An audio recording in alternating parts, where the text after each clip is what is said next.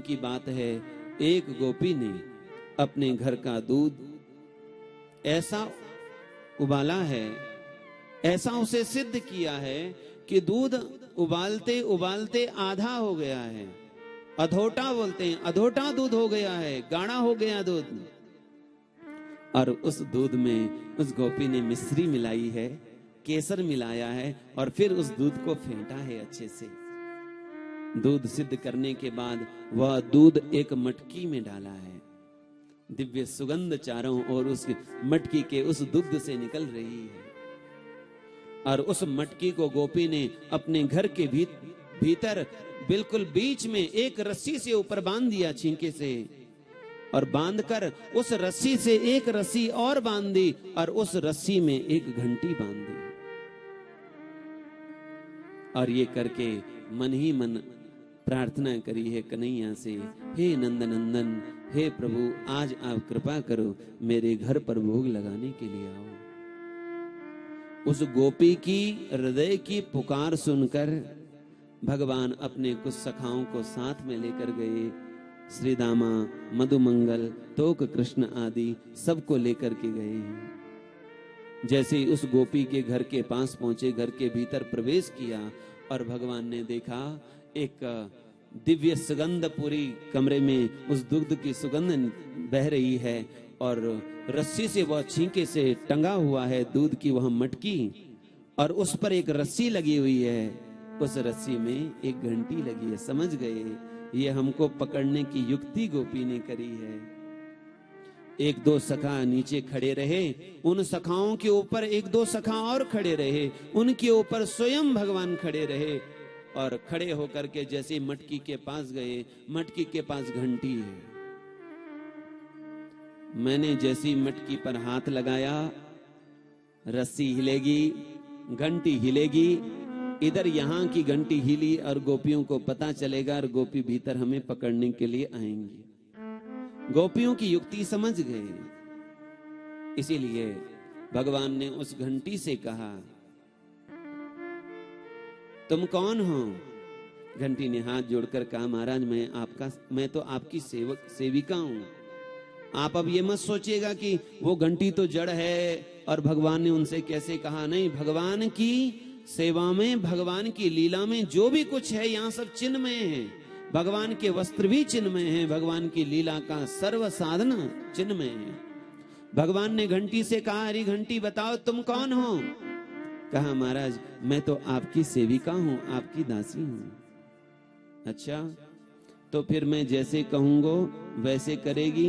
हाथ जोड़कर कहा, महाराज आप आज्ञा करिए। भगवान ने कहा, मैं दूध पीऊंगा, मेरे सभी सखा दूध पिएंगे, मैं इस मटकी को हिलाऊंगा, लेकिन तुम बिल्कुल भी आवाज नहीं करोगी। तो घंटी ने कहा, महाराज जैसी आपकी आज्ञा है बिल्कुल मैं वैसी करूंगी। भगवान की आज्ञा मानकर भगवान ने जैसे एक अपना डंडा लगाया उस मटकी पर, मटकी के नीचे से दूध की धारा बही।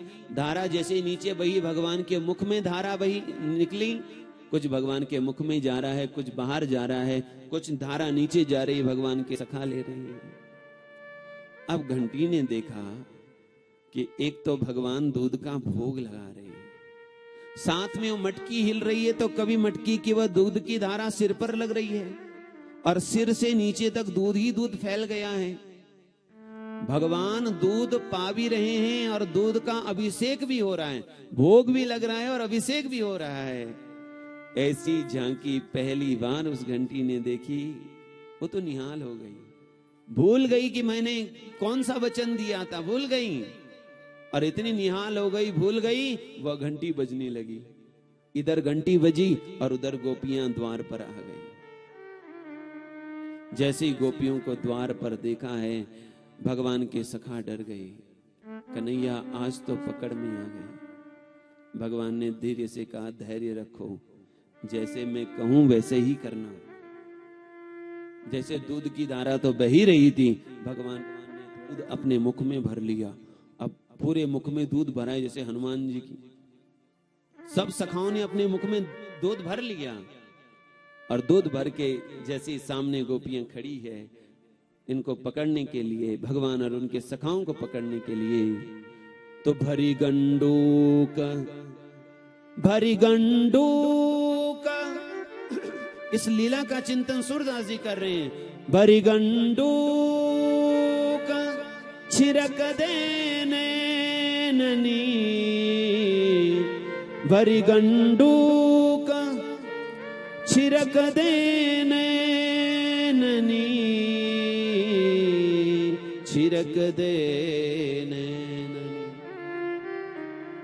भगवान और उनके सखाओं ने पूरा मुख भर लिया दूध से, और जैसी गोपियां सामने आई भगवान मुस्कुराने लगे, गोपियां भी भगवान को देख करके मुस्कुराने लगे। और उसी समय भगवान ने अपने मुख में जो दूध भर रखा था वो दूध उनके मुख में डाल दिया, उनकी आंखों में पड़ गया। अब गोपियां तो आंख मीचती रही, इतने में भगवान और भगवान के सखा गोपियों से बच करके निकल गए।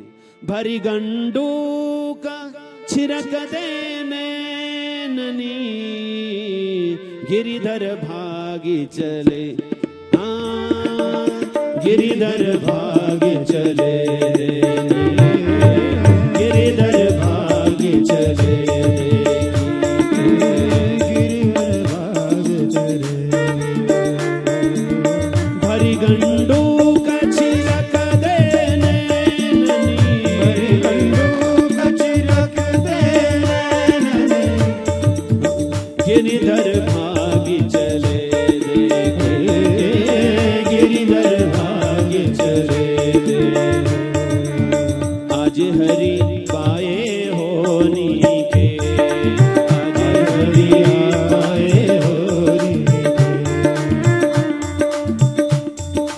आज हरि पाए होनी के, आज हरि आए होनी के। चोरी चोरी दधी माखन मेरो, चोरी चोरी दधी माखन मेरो, चोरी चोरी